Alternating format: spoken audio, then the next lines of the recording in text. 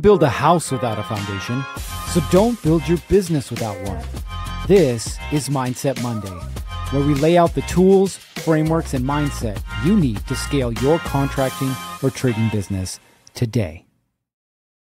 All right. Welcome back to Mindset Monday. Did you guys notice we got a new intro? We've been playing around with some ideas over the last few weeks, and that's kind of what we settled on. So I'd love to hear your feedback. If you guys like it, let me know. Thumbs up. If you don't, I don't want to hear from you.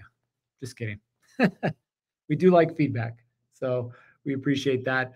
Well, welcome back to Monday, right? Another Monday, except now we are officially in the fourth quarter of the year. That's right. 3 more months. Time is ticking. And all of a sudden, 2025 will be gone and we'll be moving on to 2026. You guys know the drill. If you're here live, go ahead and drop your name and your business name in the comments section, and we'll give you the good old, as they say, shout out. So here we are, another Monday, except now we're in October, right? So we're here in October, and the question is like, what now? And I say that because this weekend, for example, here we got a nice fresh dusting of snow. So you can kind of see here, let's see, zoom in there. You can kind of see there's snow at the top of them, their hills, as they like to say, right? So we've got snow, which means what? It doesn't mean anything unless we choose for it to mean something. Here's what I know for sure. About 85% of contractors take their foot off the gas in the fourth quarter of the year. 85%. And I also know that about 75% of contractors in some way, shape, or form during the year experience some sort of cash flow issues. Now, are those related? Let's think about that. But before we do, we got a couple folks here. We got Justin with Allworks out of Cheyenne, Wyoming. Welcome to the show. And then we've got Sarah, or Dan and Sarah, I should say, DSB Remodeling, or Remodeling It, from California. Welcome to the show. Again, if you're live, go ahead and drop your name and your business name, and we'll go ahead and give you a good little shout out. Okay, now what does this mean, right? Is there a correlation between the contractors who take their foot off the gas in the fourth quarter of the year and the contractors who have cash flow issues throughout the year? I will tell you, yes, 100%, right? If you remember the old Disney cartoons, you got, I can't remember the name of them now, the 2 chipmunks, Chip and Dale, there we go. Chip and Dale, the chipmunks, right? What would they always try and do throughout the year? Well, they were trying to hoard their nuts. But why were they hoarding their nuts? Why did chipmunks and squirrels hoard food throughout the year? Well, that's because in the winter, things slow down, or things get cold, or things insert blank. And the contractors who know that that's coming, which should be all of you, prepare for that time. We right now are on 2 commercial projects, and we've got another one that's already started. We're not technically on it yet, but we will be here within the next 30 days. So we'll have 3 projects running. One of them will end, the 2 will continue. So we've got jobs, if you will, opportunities throughout the year. Does that mean that I should stop? Does that mean that I should slow down? Or does that mean that I should double down? Because here's what I'll tell you. There's always opportunities. Will they slow down in the winter? Yes, they always do. They slow down, okay? But does that mean they stop? No. Does that mean that people aren't looking forward to things next year? No. Does that mean that there isn't opportunity or additional opportunities for you? No, it doesn't. In fact, we're looking at bidding some additional jobs this year that are probably going to kick off next year, that are going to give us the opportunity to probably pass 7 figures next year in this brand new company, not even a year old, right? So I'm telling you that because I want you to understand that success or failure ultimately is up to you. And what you do in the next 3 months of this year is not just going to impact this year for you, is also going to impact next year. Now, if you were on the show last week, you remember that I said, hey, you need to start tracking your numbers. Here's the numbers you need to start tracking. Here's how it correlates to you and your success. I also said that this week, I was going to help you figure out your numbers for this fourth quarter. How do we consider fourth quarter a success? Well, guess what? We start tracking. Okay. So here's the invitation that I have for you guys. Again, this is an invitation, not an obligation. I have the invitation for you guys. If you want help setting up your numbers for the fourth quarter of the year, now's your shot. Like literally, now's your shot. I'm trying to figure out how to get my iPad on this screen. Let me see, add to stage. Okay, so we added the iPad. Now I need to figure out how to share this screen. How does this work? Turn on Stage Manager. No idea what that is. Guess that's not working. But drop it in the comments if you want some help with me and getting your numbers figured out. I'm going to help you do that. So I want to hear from somebody who wants help. And we're going to give you that help. Let me see. Does this help me share the screen? What do we do here? Stop my cam. Nope, I just disconnected it. All right. So is there anybody who wants help setting up their numbers for the fourth quarter? Now, this is your shot, right? This is FREE free. Normally we do this for folks, and it usually lasts an hour. But I want to hear from you guys, okay? What is it that you think would be beneficial for you right now? Your numbers. Okay, we got Justin here. Justin says, I'll take some help, probably need it. Great. Justin, I apologize. I cannot get my screen set up here. But what we're going to do is I'm just going to go ahead and type it in here, and then I will send it over to you. So let's start at the top, Justin. We're 3/4 of the way through the year. What is your revenue to date? So the first 9 months of the year, what have you generated in top line revenue?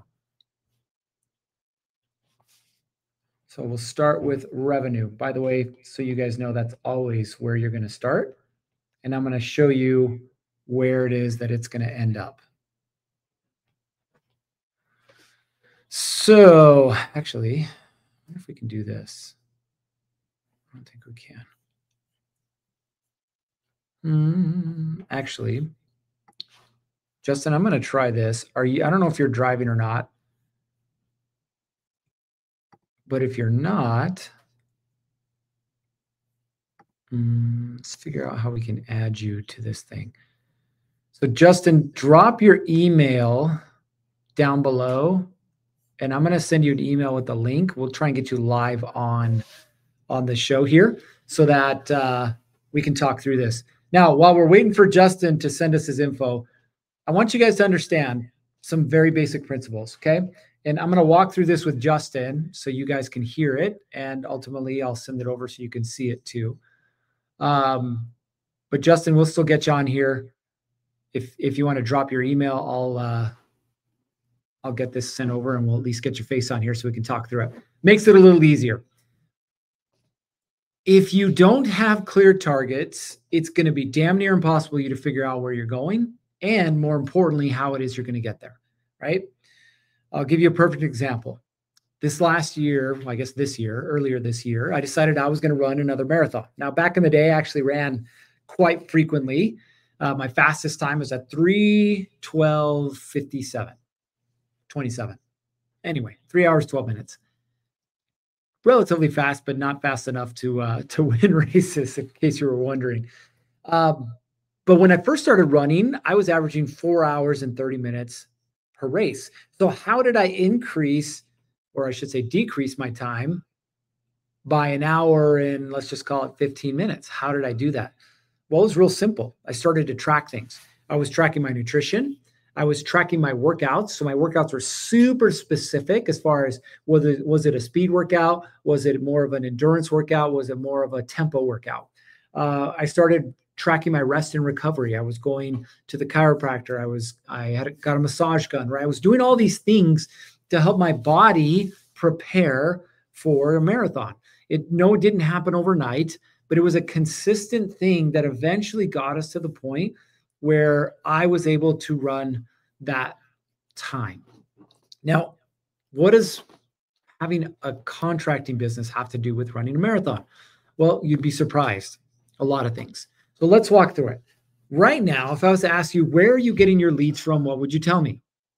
Well, a lot of you would probably tell me referrals, or if you're lucky, a Facebook group, or maybe you're part of a BNI or some other networking group and you get, a job here and a job there. That's great. The problem with referrals, though, is you can't predict when they're going to come. And so they come when they come and they don't come when they don't come. And so if you're trying to set up a specific target, it's going to be impossible for you to set it up if you're not tracking anything, right? So think about this. Let's say for the fourth quarter of this year, I'm gonna do an example here on the board, and I'll share you the picture with you. Let's say you wanted to do 250K in revenue for the fourth quarter, right? And some of you guys are probably on track for that, maybe a little bit more, maybe a little less, but let's just say 250. It's a nice round number. So if I wanted to hit 250 this quarter, it's not just about saying I want to hit 250 this quarter, right? Remember earlier when I was talking about the marathon, I talked about all the pieces that go into hitting that target. So the first thing that we have to determine is the revenue target. And again, for our example, we're saying 250.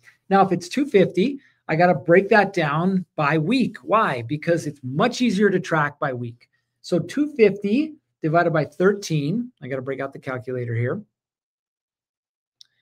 Let's see, 250K divided by 13 gives us 19,230.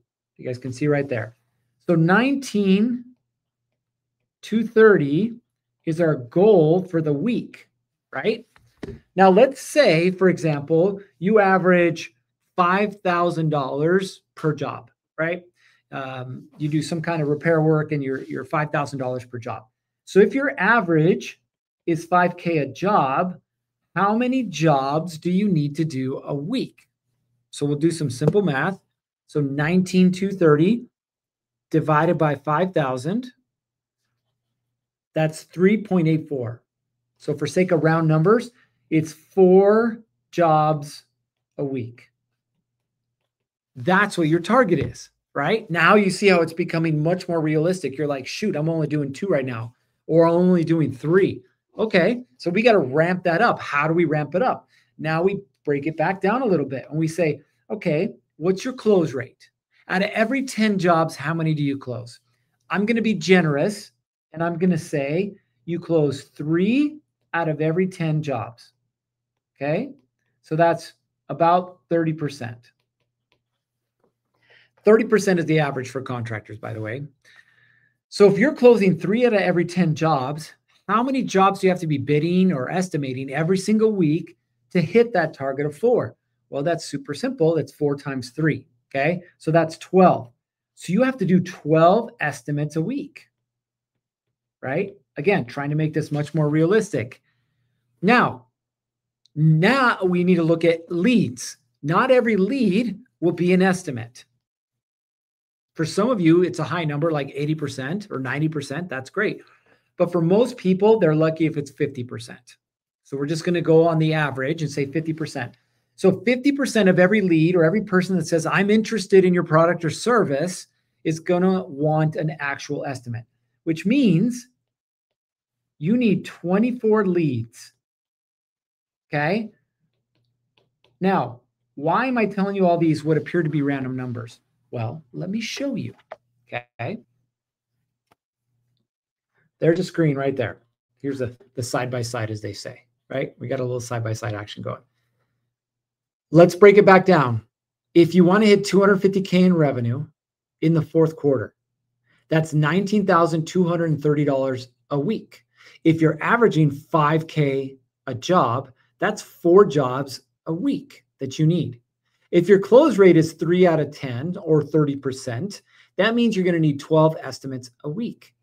If half of your leads convert into estimates, that means you're going to need 24 leads a week. So what we've just done is taken the guesswork out of what I need to do to hit my target, right? A lot of people are like, oh, I know my revenue number is going to be 500K or 200K or 50K or whatever it is. But if you don't know how to break numbers down like this, it's going to be damn near impossible to hit it. Okay. So now with these numbers, what's the next thing we need to do? We need to say what activities are going to generate 24 leads a week. Now, listen, I get it. Some of you guys are able to generate 24 organic estimates a week through your Facebook posting or through referrals or your networking groups. That's awesome. Okay. Probably not talking to you right now. I'm talking to the person who says, how am I going to generate 24 leads a week? So there's a couple different ways to do this, right? Number one, and most important, is you got to figure out who you want to do work for. Who's going to pay you the 5K? For some of you, it's working direct with a homeowner. There's an electrician I work with in Arizona who averages about 5K a job, but he gets all of his jobs off a Google business profile or local SEO, right? People call him, people message him, people fill out forms, and they have an issue. They have a service panel that isn't working, or a blown fuse, or they have the ceiling fan that isn't working. So he goes in knowing that the repair itself won't equal 5K. But he goes in and he says, we do a free diagnostic. And he does a complete electrical diagnostic for the house. Checks every outlet, checks every switch, checks every appliance, checks everything. And usually comes back with somewhere between $4,000 or $5,000 worth of work, including upgrades. They want recessed lights, or they want a ceiling fan in a room, whatever the thing is. And so he works his way into about $5,000 a job, right? So we have to figure out who it is that we want to work with to be able to do something like that. For some of you guys, it's homeowners. Some of you guys, it's contractors. Some of you guys do commercial work, right? Again, it's going to depend on who it is that you want to do the work for and with. So the first thing we got to do is identify. The second thing, and this is where things are going to vary a little bit. For some of you, you got to figure out where your people are at, which is going to be online, right? A lot of homeowners online in, neighborhood groups or other Facebook groups or whatever the thing is, they're online, right? And so your job is go to where they're at, right? For some of you, you're looking at GCs or contractors. Are they online? Sure, but they're not necessarily looking for you online. So you're going to have to hit job sites. You're going to have to stop by the office, right? You're going to have to, as I like to call it, shake hands and kiss babies. Now, some of you guys are like, but I don't have time for it. Well, then I guess you don't have time to grow your business. I mean, that's really what it comes down to. When we bring a new contractor inside of here, in fact, we just started 2 of them last week. One of them is an electrician and the other one is a remodeling contractor. Guess what we're going to do? This very same exercise. And guess what I'm going to force them to do? The work that's going to take them where it is that they want to go. Now I say force, but I can't really force anybody. I'm going to hold them accountable to the thing that they say that they want. Okay. So it's one thing to know your numbers, which we just laid out. It's another thing to do the work to generate those numbers. If I want to generate, for example, for a commercial construction management company, if I want to generate $1 million next year, I'm not going to generate $1 million by sitting in my office. It's not going to happen, right? I got to go out and build relationships with builders and developers that could use my services, right? So guess what I'm doing later today? Oh, you guessed it, lunch with a developer. Guess what I'm doing next week? Yep, golf with a developer, right? I fill up my time, my free time, my extra time, my marketing time with the people that I want to do business with. They may or may not have jobs right now, but ultimately I'm building the relationship so that when the jobs do come up, I'm the person they think of. That's how you play this game. Now, before we log off, we sign off, we tell you it's time for you to get after it and go do your thing. Who has questions? Who has questions on what they need to do and how they need to do it? By the way, what I'm telling you right now is FREE that you can go pay a marketing company tens of thousands of dollars for. They're probably going to try and sell you on something you don't need. You're going to give all of your hope into them, all of your faith. Please, Mr. Marketing Company, help me. They don't know who you want to target. They don't know how you want to target them. And ultimately, you're just throwing your money away. You may as well just give it to me and I'll give it to charity. Just saying, right? So if anybody has any questions, now's your chance. Ask the question. I will answer it. I will answer it based on the facts, the data. We've worked with 750 contractors over the years. 750 contractors. By next year, I want to hit 1,000. That's my goal, right? We've seen it all. I don't care if you're doing maintenance and service work. I don't care if you're working with homeowners, with builders, developers, with government jobs, with industrial, commercial. We've seen it all. We've done it all. Okay. We have an answer for you. Now, if you're interested in learning more about what it is that we do and how it is that we do it, cool. We've got some stuff for you that you can participate in. So we run a program called the Build Pro Blueprint. Now, Build Pro is the name of the business, sure. But ultimately, what the blueprint is a 13-week program that lays down the fundamentals for you. What do we need to do and how do we need to do it, right? Because it's one thing to run a business. It's another thing to actually be profitable in running a business. So we dropped the link down below. You guys are more than happy to hit that link. You can fill out the form. You can schedule a call with us. We do a free what's called business assessment or a business breakdown. We show you exactly what you need to do to hit those numbers that you want to hit. But until now, since none of you guys want to comment, I'm not going to sit here and hold you any longer. You guys know what you got to do. If you want to hit your target for fourth quarter, figure out what your number is, work it backwards. If you'd like some help, schedule a call. We'd love to have some conversation with you. All right. You guys know what time it is. It's time to get after it. 3, 2, 1. Off you go.